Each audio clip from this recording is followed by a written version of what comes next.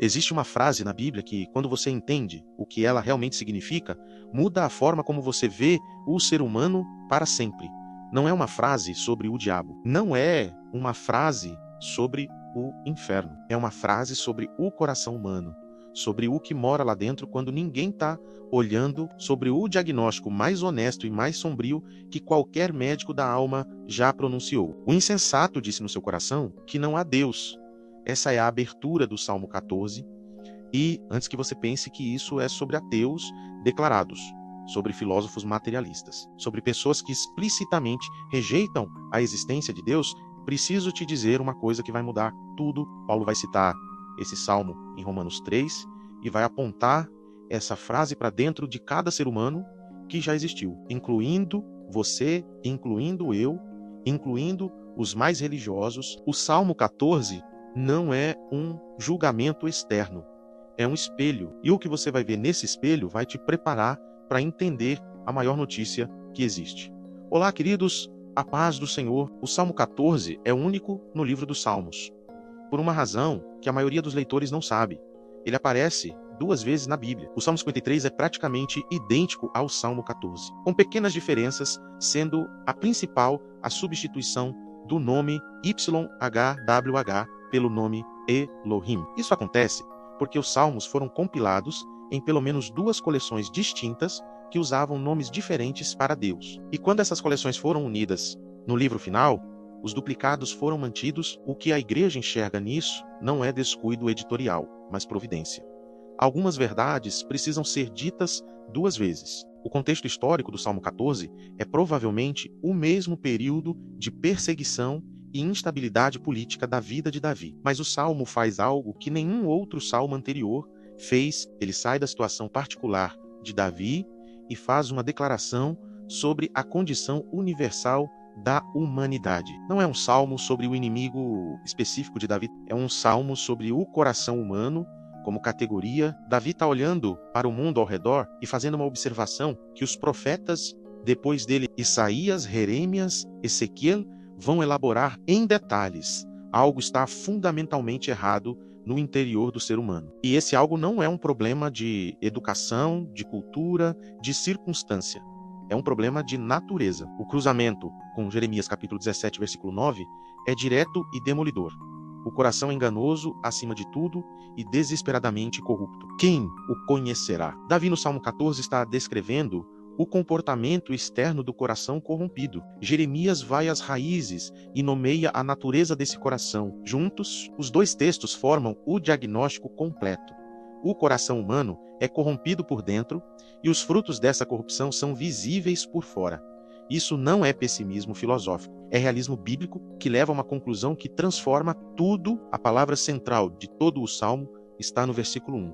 Em português lemos insensato, mas em hebraico a palavra é naval. Naval não é simplesmente alguém com baixa competência intelectual. É alguém moralmente ignorante, que endureceu o coração deliberadamente para não reconhecer o que é óbvio. A raiz da palavra está ligada à ideia de algo que murchou, que secou, que perdeu a vitalidade, que tinha um naval. É alguém cujo senso moral e espiritual atrofiou pelo desuso. E é esse naval que diz no coração que não há Deus, não necessariamente com a boca no coração. Porque você pode confessar a Deus com os lábios e viver como se ele não existisse no dia a dia. Essa é a forma mais comum de navalidade. E no versículo 2, Deus olha lá de cima para examinar os seres humanos. E a palavra usada para examinar é rescue. Rescue significa agir com discernimento, entender profundamente, buscar com inteligência. Deus está procurando alguém que rescue, que genuinamente entenda a realidade de Deus, não de forma superficial ou cultural, mas de dentro para fora. E o que ele encontra? Ninguém. Todos se extraviaram, juntos se corromperam. Não há quem faça o bem, não há nenhum. Essa conclusão é devastadora. E é exatamente ela que Paulo vai pegar e usar como fundamento da sua teologia da graça em Romanos 3. Olha, o que o Salmo 14 está descrevendo sobre a condição humana é exatamente o que a maioria das pessoas nunca ouviu em linguagem assim direta e clara. E quando você entender o que Davi viu e o que Paulo fez com essa visão, toda a mensagem do Evangelho vai fazer um sentido diferente. Se você está gostando dessa profundidade, compartilha com alguém que também quer entender a Bíblia de verdade, não só por cima. E se inscreva no canal e ative o sininho, porque a cada vídeo estamos construindo uma base teológica, versículo por versículo, que vai transformar a forma como você conhece a palavra de Deus, voltando para o nosso conteúdo. Imagina Davi olhando ao redor durante um dos períodos mais turbulentos da história de Israel. Não é um período de paz e prosperidade onde a maldade humana é exceção. É um período onde a corrupção está no topo, onde o poder é exercido sem prestação de contas, onde os que deveriam proteger o povo o exploram. E Davi, que conhece os dois lados dessa realidade, que foi o homem mais poderoso de Israel e que também foi o foragido sem lar, olha para tudo isso e formula a pergunta mais fundamental de todas: o que há de errado com o ser humano? E a resposta que o Salmo 14 dá não é sociológica, não é política, não é econômica, é espiritual e ontológica, ou seja, está em sua própria essência. O problema não está nas estruturas, está no coração. E o coração naval, o coração que atrofiou a capacidade de reconhecer a realidade de Deus. Esse coração produz uma cadeia de consequências que o versículo 1 descreve com uma precisão assustadora. Corrupção, obras abomináveis, ausência do bem, são 3 níveis, do interno ao externo.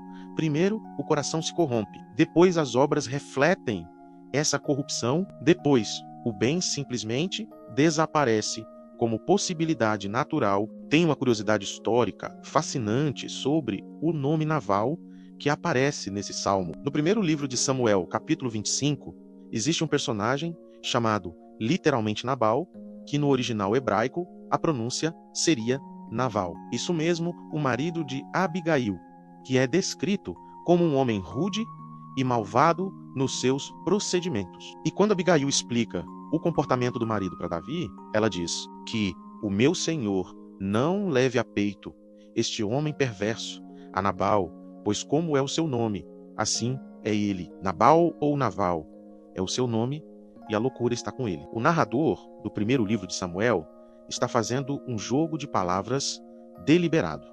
O nome Naval descreve exatamente o tipo de coração que o Salmo 14 está analisando.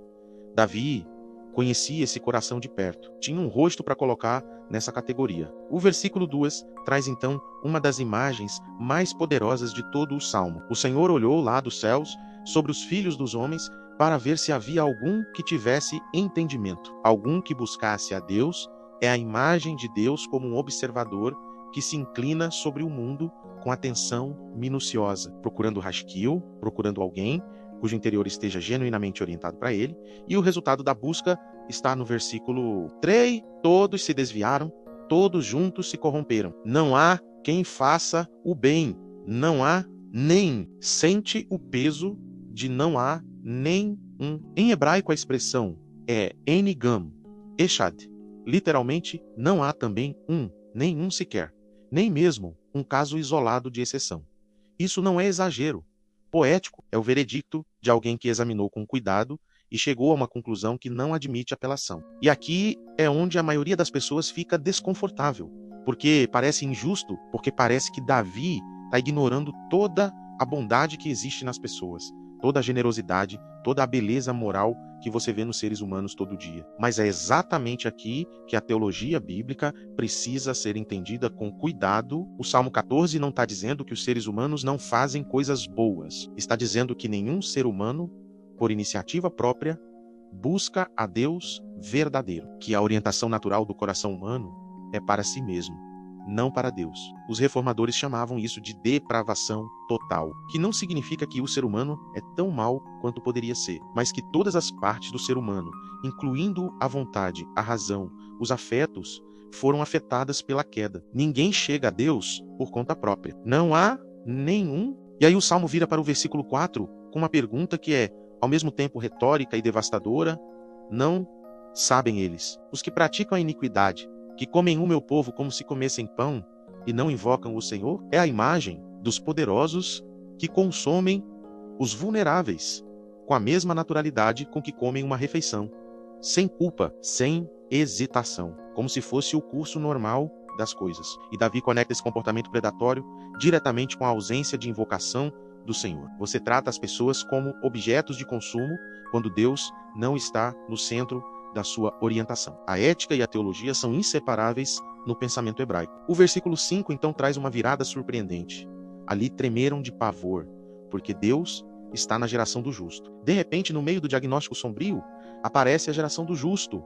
Quem são esses? Como é possível existir uma geração do justo se não há nenhum que faça o bem? E é exatamente aqui que o Salmo 14 aponta, sem conseguir nomear completamente para a graça. A geração do justo não é justa por natureza própria, é justa porque Deus está com ela. A justiça vem de fora para dentro, não de dentro para fora. Isso é o coração do Evangelho. E Davi o estava cantando séculos antes de Paulo escrever uma única palavra de Romanos. O cruzamento com Romanos, capítulo 3, é o mais explícito e o mais impactante de toda a série. Até agora, Paulo, nos versículos 10 a 18 de Romanos 3, cita o Salmo 14 diretamente junto com outros textos do Antigo Testamento para construir o que os teólogos chamam de a acusação universal. Não há justo, nenhum sequer. Não há quem entenda, não há quem busque a Deus. Todos se extraviaram e juntamente se fizeram inúteis. Paulo não está sendo pessimista, está sendo estratégico, porque só depois de estabelecer que não há nenhum justo, que ninguém chega a Deus por méritos próprios, é que ele pode apresentar a solução no versículo 21. Mas agora, independentemente da lei, a justiça de Deus foi manifestada. O Salmo 14 é o diagnóstico, Romanos 3, versículo 21 em diante. É o tratamento, e o tratamento é Jesus Cristo, cuja justiça é creditada por fé ao que nenhum ser humano conseguiria produzir por si mesmo. E tem um cruzamento com o Evangelho de João, capítulo 6, versículo 44, que fecha o argumento de forma magistral. Jesus diz: ninguém pode vir a mim se o Pai que me enviou não o trouxer. É a frase cristológica do Engemechad do Salmo 14. Ninguém busca a Deus por conta própria. Ninguém, nenhum, mas o Pai traz. A iniciativa é de Deus, não do ser humano. E isso não é uma limitação do amor de Deus. É a demonstração da profundidade desse amor, que vai buscar onde nenhum ser humano teria ido por conta própria. O Salmo 14 e João 6. Juntos entregam a teologia mais radical e mais libertadora que existe. A salvação começa em Deus, não em você. Agora tem uma pergunta para você me responder nos comentários. Quando você entendeu pela primeira vez que a salvação começa em Deus e não em você, que não foi você que achou a Deus, mas Ele que foi te buscar, pense, reflita em sua vida e me responda aqui abaixo, porque é nesse exato momento, quando a graça deixa de ser conceito e vira experiência. É um dos mais transformadores que existe. Compartilhe aqui sua experiência vivida, porque a teologia do Salmo 14 e de Romanos 3 é mais do que doutrina. É uma história pessoal. E essa história é sua que está assistindo esse vídeo agora. O Salmo 14 termina com um clamor que olha para o futuro. Quem dera que a salvação de Israel viesse de Sião. Quando o Senhor trouxer de volta os cativos do seu povo, então Jacó se alegrará e Israel se regozijará. É um clamor messiânico. Davi não sabia o nome de quem viria, mas sabia que a solução para o diagnóstico sombrio que ele acabou de fazer não podia vir de dentro do ser humano, porque o problema está dentro do ser humano. A solução tinha que vir de fora, tinha que vir de Sião, tinha que vir de Deus. E 2000 anos depois, Paulo olha para esse clamor e responde em Romanos 11, versículo 26. E assim todo o Israel será salvo, como está escrito, de Sião virá o libertador. O libertador veio, o diagnóstico do Salmo 14 encontrou a sua cura em Romanos 3. E a cura tem nome, Jesus Cristo. A justiça de Deus, tornada carne, creditada por fé a quem nunca poderia tê-la produzido. O insensato disse no coração que não há Deus, mas o Deus que o insensato negou foi quem tomou a iniciativa de ir buscá-lo mesmo assim. Isso é graça.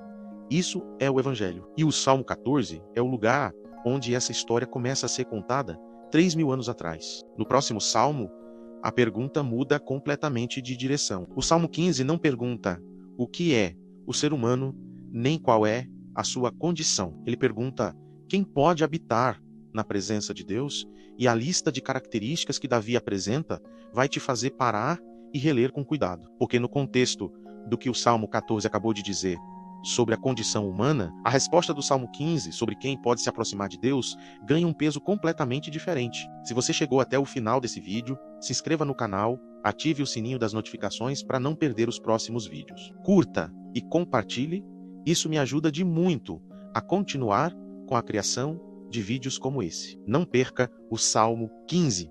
Que Deus abençoe a sua vida poderosamente. E até o próximo vídeo.